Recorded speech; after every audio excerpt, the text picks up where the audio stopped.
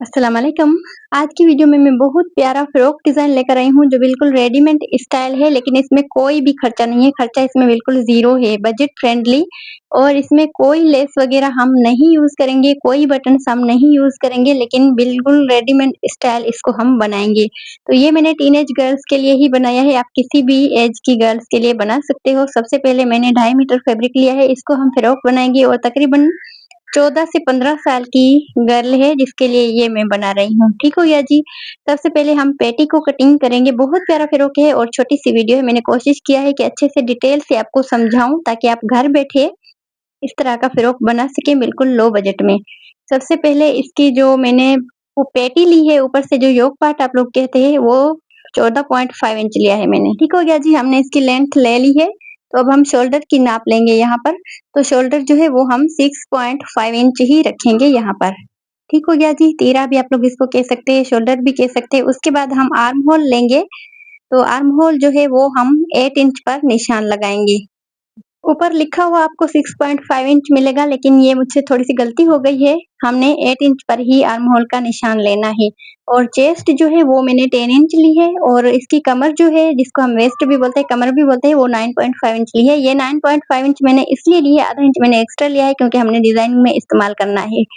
तो इसलिए जो है वो वैसे हमने सिंपल अगर हम बनाते तो वो 9 इंच ही पर निशान लगाते, क्योंकि हमने 16 इंच इसको तैयार करना है। 1 इंच सिलाई के लिए काफ़ी होता है, लेकिन हाफ इंच हमने एक्स्ट्रा लिया है।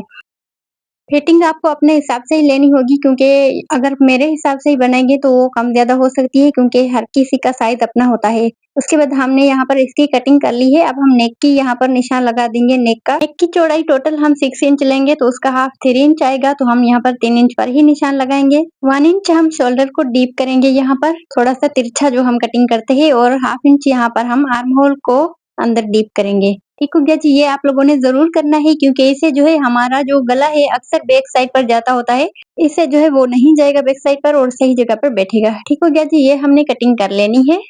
अब हमारा टॉप पार्ट जो है, जो पेटी वाला पार्ट है, वो हमारा कटिंग हो चुका है। अब हम बॉटम पार्ट को देखते हैं। तो ये हमारा बॉटम पार्ट है, ये देखिए इसकी लेंथ मैं आपको बता देती हूँ कि कितनी मैंने ली है। तो ये जो है मैंने 25 इंच ली है, इस तरह से ये देखिए। जो लोअर पार्ट है जिसमें हम चुनट डालते हैं ना, वो हमने 25 इंच लेंथ मैंने ली है उसकी। अब हम स्लीव्स की कटिंग करेंगे। तो स्लीव्स के लिए ना हमारे पास जो कपड़ा है वो कुछ कम है, तो हम यहाँ पर इस ये वाला जो पीस है ये बचा है, लेकिन इसमें हम जॉइंट डालेंगे आगे वाली साइड पर। ये देखिए, ये हमारे पास 14.5 इंच ही बचा है, तो पहले हम इसकी कटिंग कर लेंगे, बाद में हम आगे से जो है वो छोटा-सा पीस इसके साथ जॉइंट कर देंगे। ठीक हो गया जी, यहाँ पर हमने सेंटर कट लगाना है और यहाँ पर जो है वो हमने अपने बाजू के हिसाब से जितनी हम विड्थ पहनते हैं, उस हिसाब से यहाँ पर मैं 7 इंच चौड़ाई इसकी लूँगी और बाजू जो है वो मैं स्ट्रेट ही रखूँगी, मतलब इस तरह से। 6 इंच इसकी चौड़ाई मैं तैयार रखूँगी और 7 इंच पर ही मैंने निशान लगाया है, तो 1 इंच हमारा सिलाई में चला जाएगा। आगे आगे जो है वो मैं थोड़ा-सा जॉइंट इसके लगाऊँगी। उसके बाद हम डिज़ाइनिंग की तरफ आएँगे, तो ये वाला जो पीस है ये हमारा डिज़ाइनिंग में ही यूज़ होगा। ये वाला पीस जो है हमने टॉप पार्ट की जब हम कटिंग की थी हमने, तो उसी की साइड से ये वाला पीस निकला था, उसी पीस से ही हम डिज़ाइनिंग कर लेंगे। तो 3.5 इंच की हमने इस तरह से 2 पट्टियाँ बना देनी है और लंबाई में जो है वो बहुत लंबी है, मैं आपको इसकी लंबाई भी नाप करके बता देती हूँ। तो लंबाई में मैंने तकरीबन जो है वो 30 इंच ली है। ठीक हो गया जी, अब हम इसको इस तरह से एक साइड से भी फ़ोल्ड कर देंगे, दोनों को एक-एक साइड से इस तरह से बारीक-सा फ़ोल्ड कर देंगे। यहाँ पर कुछ इस तरह से ये देख लें, और दूसरी साइड से हम जो है वो मशीन का स्टिच बड़ा करके वो लगा देंगे, क्योंकि इसके साथ हम फ्रिल बनाएँगे। ठीक हो गया जी, और ये वाला जो पीस है ये हम बाजू के आगे लगा देंगे। हमारी स्लीव्स में जॉइंट आ रहा है ना, तो वो यहाँ से ही कपड़ा निकाल कर हम आगे उसके अटैच कर देंगे,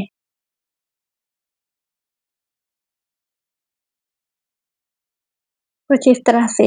ठीक हो गया जी, ये हम सिलाई लगाकर फिर हम इसको सेट कर देंगे और यहाँ पर जो है हम इसके किनारे-किनारे पर सिलाई लगा देंगे।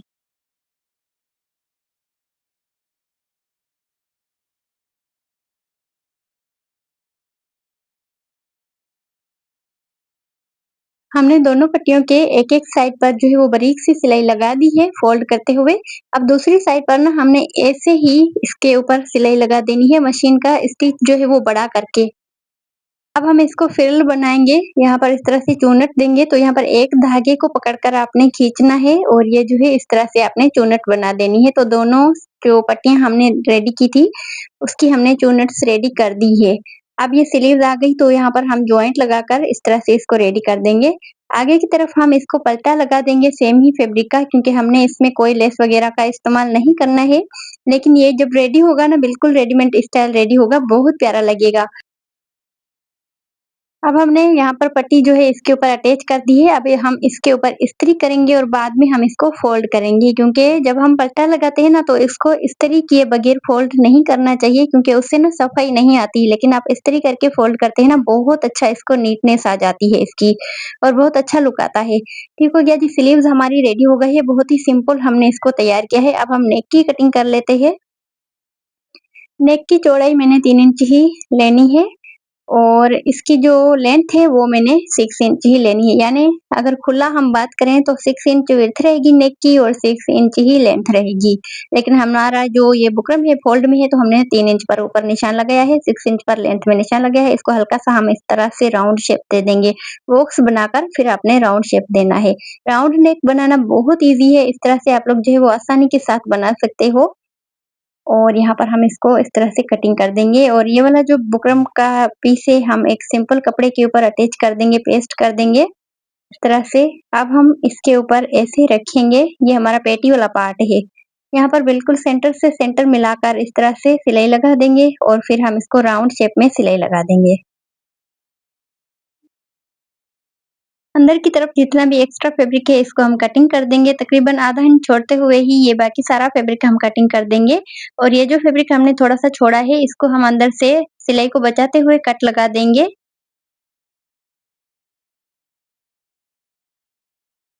अब हम इसको उल्टी साइड पर टर्न कर देंगे इस तरह से। ठीक हो गया जी, यहाँ पर हम तुरपाई लगा देंगे, तो यहाँ पर हमने तुरपाई लगा दी है और अब हम क्या करेंगे कि इसको इस तरह से बिल्कुल सेंटर से पकड़कर इस तरह से हम इसको बिठा देंगे। फिर हम यहाँ पर कुछ थोड़ा-सा उरेब में हम इस तरह से क्रीज़ लाइन बनाएँगे। मतलब ऊपर थोड़ा-सा खुला ज़्यादा होगा और नीचे जो है थोड़ा-सा खुला कम होगा, कुछ इस तरह से। हल्का-सा उरेब शेप देना है।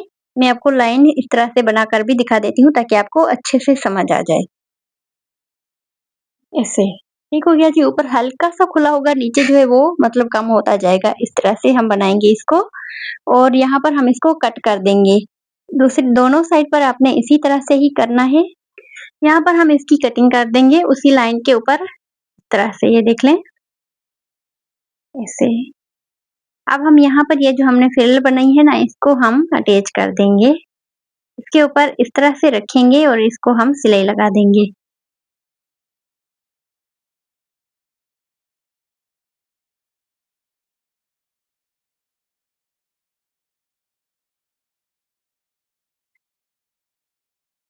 इस तरह से जितने भी एक्स्ट्रा है उसको हम कटिंग कर देंगे और अब हम यहाँ पर जो हमने कटिंग किया था पार्ट उसको हम ऐसे रखेंगे और जो हमने फ्रिल के ऊपर सिलाई लगाई है ना, उसी सिलाई को फॉलो करते हुए हम दोबारा यहाँ पर सिलाई लगा देंगे।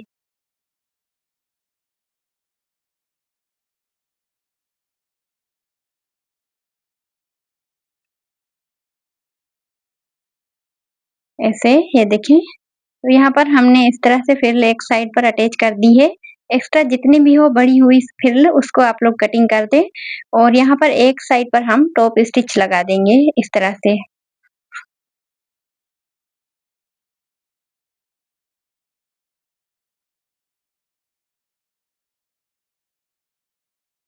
ये हमने आपको करके दिखाया है। अब दूसरी साइड पर भी हम इसी तरह से ही कटिंग करके फ्रिल अटैच कर देंगे यहाँ पर।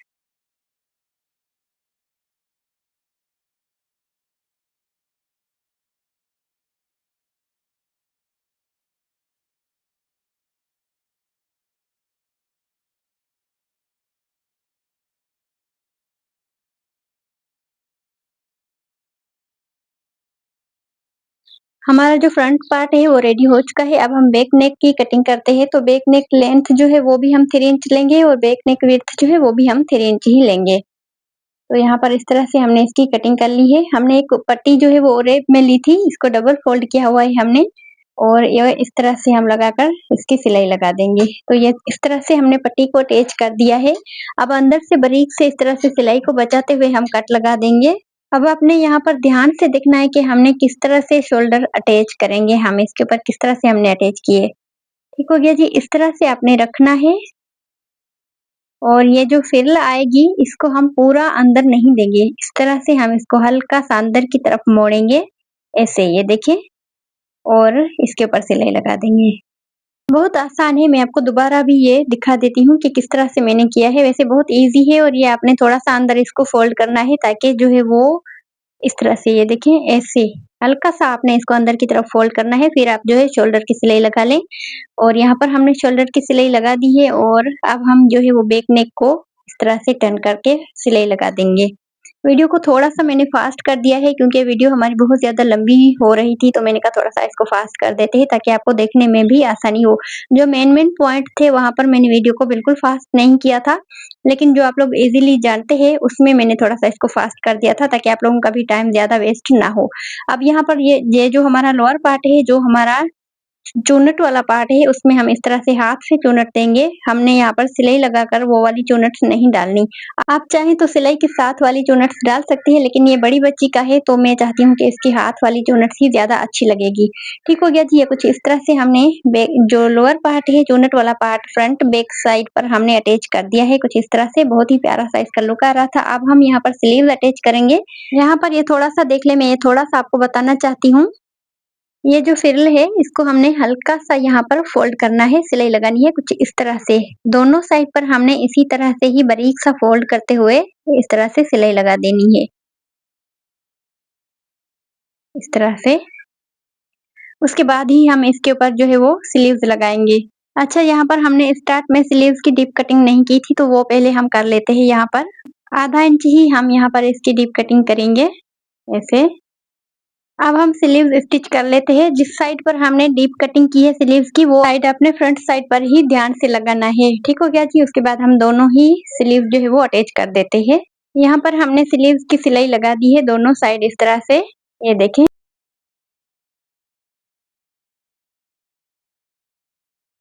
स्लीव्स हमारी अटैच हो गई है। अब हम फिटिंग की सिलाई लगा देंगे। उसके बाद हम दामन को सिंपल सा फोल्ड कर देंगे कुछ इस तरह से, और फिर मैं आपको इसका फाइनल लुक शेयर करती हूँ। तो ये देख लें जी, फाइनली हमारा जो फ्रॉक है वो बहुत खूबसूरत सा रेडी हुआ है और बिल्कुल रेडीमेड स्टाइल ही रेडी हुआ है। बहुत सिंपल है और बहुत प्यारा रेडी हुआ है इस तरह से। ये देखिए फ्रिल जो है वो भी बहुत प्यारी लग रही है और ये पहना हुआ और भी बहुत ज़्यादा प्यारा लगेगा। स्लीव्स देख लें, बहुत ही अच्छी लग रही है। इसमें हमने कुछ ऐड भी नहीं किया, कोई चीज़ हमने नहीं लगाई इसमें, लेकिन प्यारा बहुत लग रहा है क्योंकि इसकी हल्की-सी डिज़ाइनिंग भी बहुत प्यारी लग रही है। और दामन को भी हमने सिंपल सा फोल्ड कर दिया है। ये बैक साइड का लुक रहेगा। बैक तो हमने बिल्कुल सिंपल ही बनाया। तो अगर यहाँ तक वीडियो देखी है तो वीडियो को लाइक कर दें, और बहुत प्यारा-सा फ्रॉक है, अगर अच्छा लगे ना तो भी वीडियो को लाइक कर दें। मिलते हैं नेक्स्ट वीडियो में, तब तक के लिए अल्लाह हाफ़िज़।